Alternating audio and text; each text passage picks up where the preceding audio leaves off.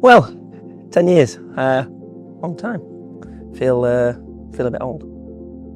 I started playing golf when I was 9 or 10 at home with my brothers and stuff, and kind of just went through the ranks, went through Sheffield, through Yorkshire, into the England squads. I was like pretty late bloomer compared to most guys around here. I remember I didn't get in the McGregor Trophy or something under 16s because my handicap wasn't low enough. And yeah, just kept grinding, working at Rotherham, practicing hard. Up at the Oaks with Graham Walker was my first coach, kind of when I got on tour. And yeah, I don't know really, it just kind of went from being pretty good to then really having a real big leap up, kind of from the age of about 17 to 20. I was in the England squad, played Walker Cup. I was playing in college, I was playing good in college. Came back, won probably 4 or 5 different like national opens in the summer of 2007, I think it was, and then got to world number 1. Went back to college, and I said to coach, I went back for a month, and I said I said there's nothing really else for me to do, so I'm going to go back home and try and turn pro and see where we get to. Fast forward it a few years, and yeah, I had to go through tour school, went through all 3 stages, got on tour. That was 2009 or 8, can't remember, it's that long ago.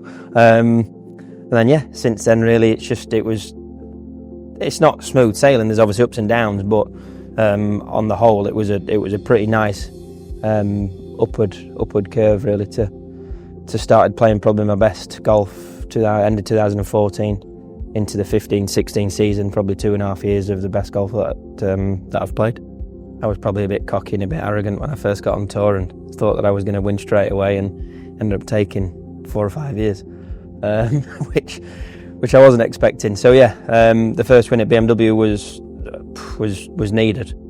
It was I can't even remember, I think it was 5-hole, maybe 6-hole player for Marcus Fraser in Cologne. And yeah, finally broke through and won then. And then, like buses, couldn't for the life of me get over the line. And then just really kind of gave me that little bit of a boost. Ended up winning in Crons, won at Sun City, won in Dubai, obviously in the January of 2016.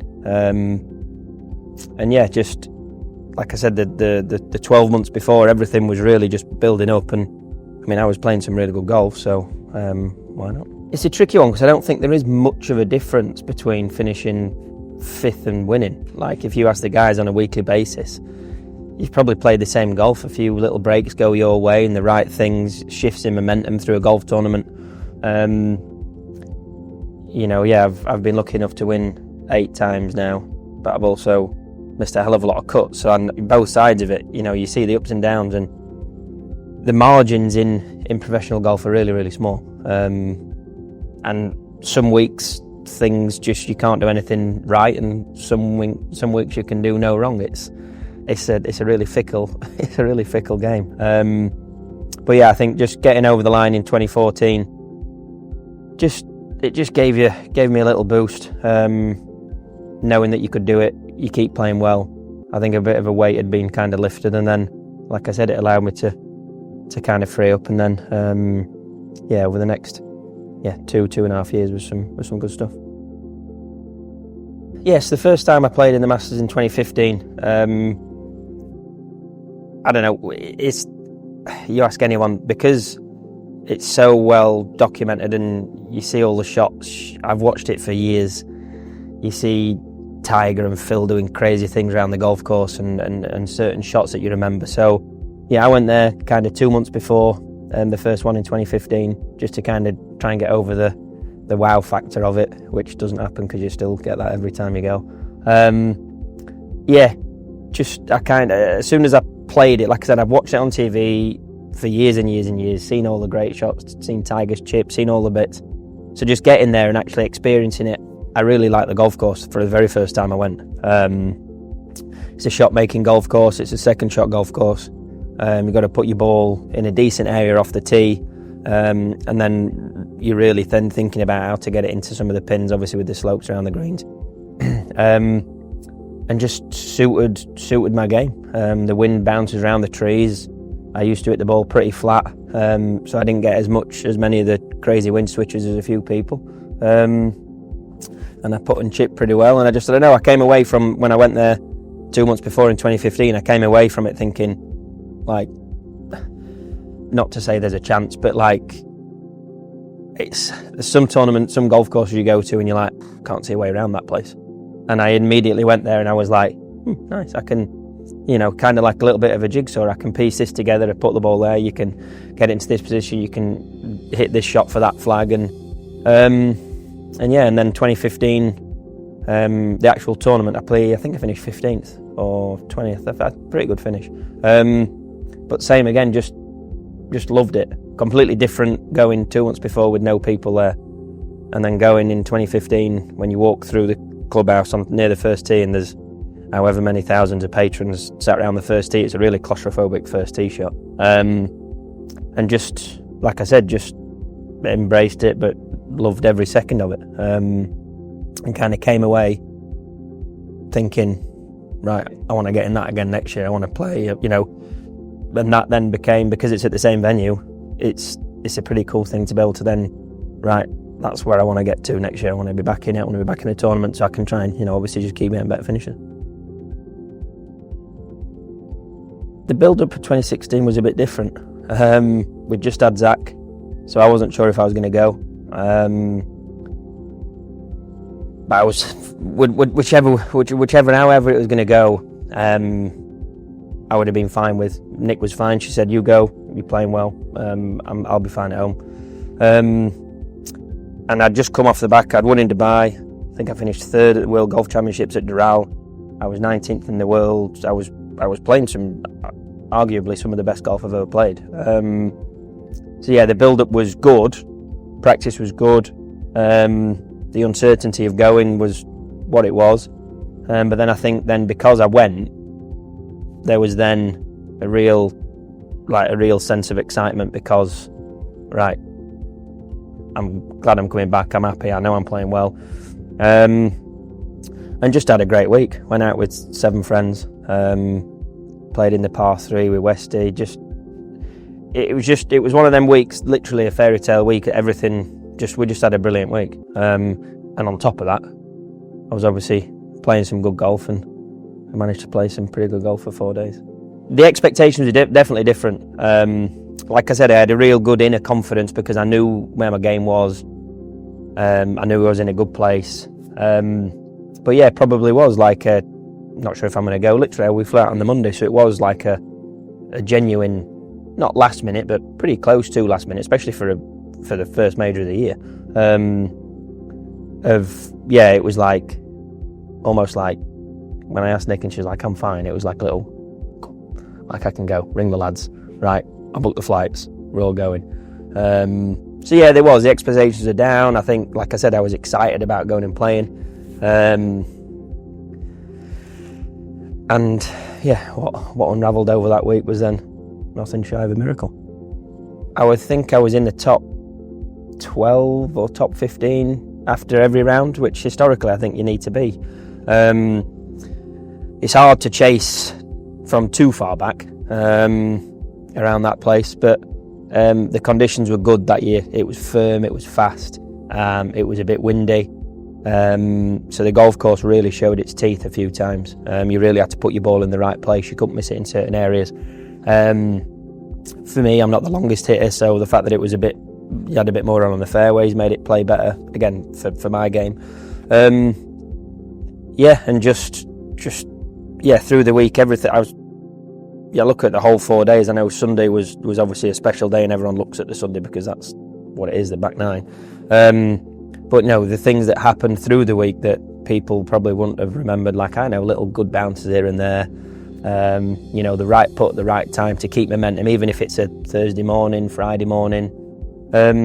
Just the whole build-up through the week was, I don't know, I never really got too far out of position, never really lost too much momentum at all through any of the days, never really banged it in reverse, and and kind of created too much of a gap. I was just lingering around all week, waiting for something good to happen. And then obviously Sunday, pretty tricky conditions, bogey free 67. So regardless of what Jordan would have done, it was like my job. I went out on the Sunday morning, the job was to just try and shoot as good a round as possible and see what happens. We've all seen crazy things that happen on that back nine, so I thought, well, why not go out, play well and see. Yeah, the Masters is a tricky one. The tee times are late. I think I was off at like 2:30 Saturday and Sunday. It's like you've got a long time to sit and think and mill around, but again, the sleep for me, because I was never really leading, I slept like a baby. Mine was more of an excitement of like what you're potentially going to be able to do. You're not sitting there with the nerves of trying to hold a lead, which I've done in the past, and that sometimes that sleep is bad. But actually, yeah, it was the hardest thing was the mornings, Saturday, Sunday morning, because I had so long to waste. Effectively I had my physio there, and obviously the lads were there, so we were up. I did my gym stuff, we went and had breakfast at the house. You look at your watch, it's still like 10 in the morning, and then like kind of it's easy to get really eager and get up to the golf course really early, but then you are just sat round, you watching people playing, wondering how it's playing, but then you just sat there twiddling your thumbs. So we actually, I think the fact that I was there with my friends was good, because we sat around in the morning like any other morning and just cup of coffee, had your breakfast, had a chat, had a laugh, and then obviously kind of 3 hours before the tee time on the Sunday is like, right, head on up to the course and do your stuff. I like to watch golf. I like to see how the golf course is playing. Is it bouncing? Is it soft? Can you move it in from certain areas to certain pins?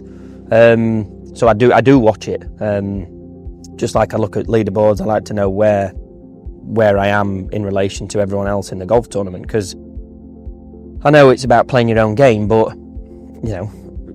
I also think that a bit like chess, if someone is 10 in front or you're 10 in front, then there are different risks that you would take. So yeah, I watched it, and I watched bits in the morning, again more just to see how the course was playing rather than to watch people play. It was more to see if you can actually get any information on pins, wind, just to help out with your kind of preparation. But on Sunday, obviously I started 3 back, played the front 9 in 2 under, and because there's no electronic scoreboards, it's quite a nice thing. They're all manual, and there's about 6 or 7 dotted around the entire grounds. So I kind of finished, made a great up and down on 9 for par, and obviously looked at the big leaderboard, and I was still behind him. I'd shot 2 under, wind was pumping, it was a bit tricky. I was like, nice, we'll see kind of where that gets us. And then I go down, I was stood on the 10th tee and I'm 5 back. And I'm like, well, like me and Westy were playing, we were both playing nice. But it seemed an impossible task. I looked over at Smarty, and I remember me and him were just chatting, and we're like, let's put his foot down, see if we make a few birdies, and just give ourselves a chance. If anything happens or anyone slips up, we'll see. Unknowing to us that Jordan obviously birdied, we were going down 10, 11, 12, and Jordan birdied 6, 7, 8, 9. So by the time we'd got, it was par 10, 11 and 12, which is a really stressed part of the golf course. You can rack up some numbers. I remember hitting driver 5-iron into 13 and 2 putting for birdie, and like, right, finally get off the mark. Another birdie there, stiffed it on 14, and then I've just missed my tee shot a bit, so I can't go for 15. So I lay up on 15, hit a lovely wedge shot that has a big old bounce, goes to the back fringe about 12 feet. Westy chips in to go to 2 under, I think he was at the time. I was at 4 under. It might have even gone to, Westy might have even gone to 3 under. and he's chipped in. Everyone's gone mental. Brilliant. I've dribbled me 12-footer down because it was a bit slick. Tapped it in for par. Like, give the putt to Smarty walking off. And then all the big grandstand on the left of 15, there's a big leaderboard right at the green.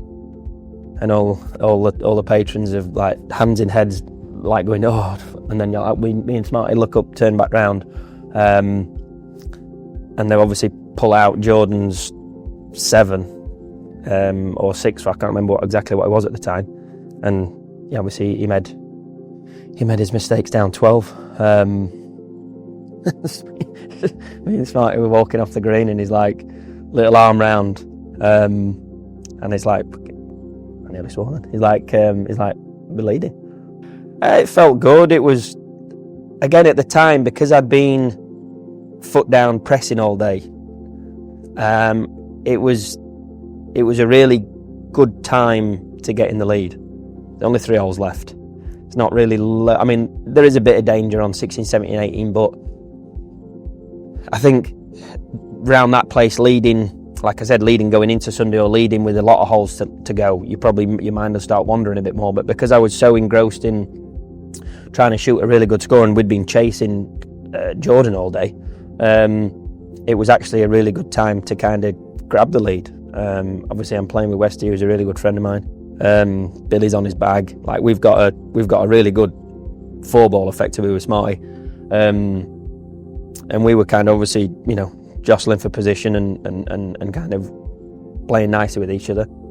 But then, I needed the bathroom, so I went to the bathroom on 16. There's a toilet around the back, and kind of looked in the mirror, and it was nice because it was obviously busy. The whole place is buzzing.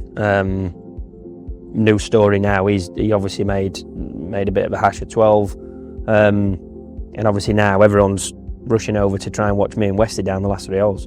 So it was nice to just, like, in all of that madness, I kind of had a couple of minutes to myself and just, looked in the mirror, and I was like, this is what you work for. 5 swings. That's all you've got to do, make 5 good swings, maybe hold a couple of putts, and in 45 minutes time we'll see where we are. Came out the bathroom and whipped a lovely 8-iron into about 12 feet on 16. Westy's hit a little 7-iron middle of the green. Westy's 3 whacked, and I've holed mine for birdie. So all of a sudden, in the space of 20 minutes, we've gone from being whatever we were, 5 behind, to leading by 2. So it was just a really, I don't know, it's one of those really strange scenarios. If you actually looked it back, obviously we were in real time and we were playing golf. If you were a spectator or I was at home watching, if I were to watch it back, you almost couldn't write it. You couldn't believe how a golf tournament can be flipped on its head in such a short space of time, but luckily it was. 18 was down out the right. I think it was. Yeah, it was down out the right because I hit 3-wood. And I'm on the tee, peg it up, get ready, and loads of people, all the patrons are rushing up the pine straws up from like 12 and all from Amen Corner, trying to come up the hill to watch the last few holes. So I step off it, get over it again, loads more, but it's just noisy. People make it, it's busy, it's noisy. And again, I don't know why I did it, but I did. I ended up pulling my peg out, ball off, back in the pocket, took my glove off in my back pocket, and I said, right, come on, let's start again. And again, ordinarily, at times I would have probably just hit it, and you never know what would have happened if I had. I could have flushed it straight down the middle, or I could have hit it and hit the first tree and done whatever. So it was one of them. It was nice, I think, out of all of it, for me to be as present as I was, to pull off it again. Got the book out, and I remember me and Smarty laughing because I've got the book out and it's shaking because I'm obviously really nervous. And I remember Smarty saying, "Oh, you're nervous too, good." Because we're both, you can see my book's literally, my hands are shaking. And then peg back in. Everyone's kind of then got up the hill, settled down around the tee box, and I made a really, really, really good golf swing. And I just remember looking up and just seeing my ball through the trees, which was like job one done. Because you can obviously make a hash of 18 if you don't get your t-shirt away. But yeah, absolutely striped it 3-wood straight in between the two traps. Walked up. I was boiling at the time. I was wearing all white. I had a green top on underneath, but I was boiling, but I didn't take it off because we're all superstitious that if you take it off, you do something stupid. Then I've hit my 7-iron into the last. I've pushed it a bit. It's kind of caught the bank and then come down to that front left pin. So once I'd knocked it on the green, I was all right. I could whip my top off and then yeah, just a pretty magical walk, 180 yards up the hill, surrounded 30 deep with patrons. And I've done the hard part now. I've got a 12-15 footer, the snaky right to lefter, and I kind of jiggle it down there to about 18 inches and knock it in. And it's a different one because it's not like I'm not in the last group. I think I'm 4th from last. So it's then out of my hands. So kind of walk off. So it wasn't like a fist pumping celebration. It was more of just like a relief of, right, I've done my bit. Good job. And then yeah, walk off, sign it, and then just sit and wait. And obviously there's a screen right next to the scorers. So yeah, just watching. And then in my head I'm going, right, well, I birdied 14, so that pin, is gettable. You can knock it on 15. You can knock it close on 16. 17, if you get your drive away, you can wedge it in there close. So I'm thinking here that there's still obviously a chance here that we could be a playoff or even lose. And then Jordan knocks it in the trap so I'm watching it all, and then Jordan, it's in the bunker on 17. And I'm like, right, well, if he holds that and birdie's the last, we tie. Knocks it out med 5. And that was kind of when he missed his spot on 17, obviously he'd have to hold his tee shot on the last to tie. And that's when Smollett came running in, jumped on me. It was a good one. It's just different ways of winning golf tournaments when it's not in your hands and you've finished, and you're just waiting on someone else, not to make a mistake, but for someone else to obviously potentially catch you or not. I know I've old putts to win a golf tournament, and that's then like the massive fist bumps and everyone going wild and celebrations. And this one was just a really surreal, sat on a sofa like this, almost identical to this, watching it on TV, and like when he's missed his par putt, it's just like, yeah, I guess we just won. And then it's just, then the next few hours are a bit of a blur. Jacket ceremony down in Butler Cabin is pretty special. Jordan was class in how it was. I don't know any other sport where you finish, you're playing against someone, you finish, and the person who you've just beat pops a jacket on you. It's a really strange situation, but he was brilliant. And yeah, Bryson was low amateur as well. But no, just an amazing moment. Friends were there, my father-in-law was there. I don't know. It is really surreal. You go watch your jacket size. I can't even remember what mine was. 38 short. And yeah, you're there. You obviously walk out near the putting green, near the first tee, and the whole ceremony. And then yeah, obviously I've already had it. Jordan's already done it once before, and then you obviously do it again outside. Just an incredibly surreal moment to kind of pop it on your shoulders and be a Masters champion. Yeah, I remember watching obviously Tiger win his first when, I don't know, the ceremony in itself is iconic, isn't it? Everyone dreams of winning golf tournaments. And obviously to win majors is next level. So yeah, to watch all the guys over the years, do it. Obviously, me being only the second Englishman after Faldo, you can't really take it in. I don't think you'll ever really sink in. It still doesn't now. But you know, we pitched up, we played well. We earned the right to be there and to win. So don't know. I did used to on the putting green with the lads. Right, last one. My mum's in car park waiting. Like, right, this to win. Funnily enough, though, it was always, obviously, for us British lads, most of the time, it was to win the Open, you know, but as you get older, I think, when you watch it, it's like, yeah, to win the Masters.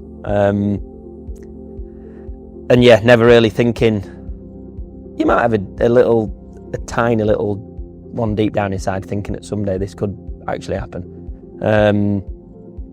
But yeah, the reality of it is that there's not many people that have done it, so to have actually done it it's pretty special.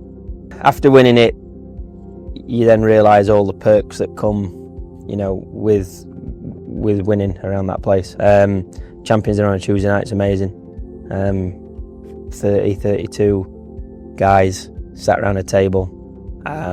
Feel like a bit of an imposter at times, to be honest, when you walk in there, and I'm sat across from Mr. Nicholas and Tiger and the guys, and they're all telling stories of when they won, and you sat there kind of like, yeah, just that one still blows my mind.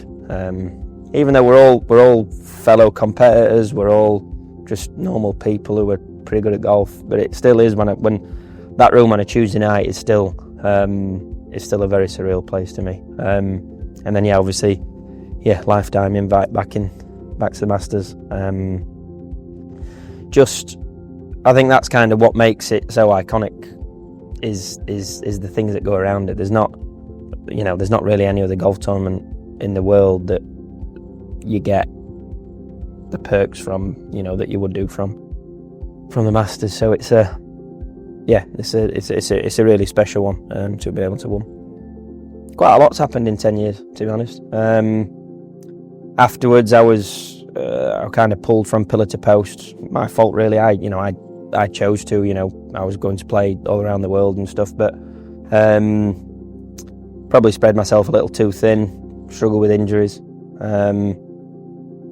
Didn't win for nearly 3 years afterwards. It was a tough time, really.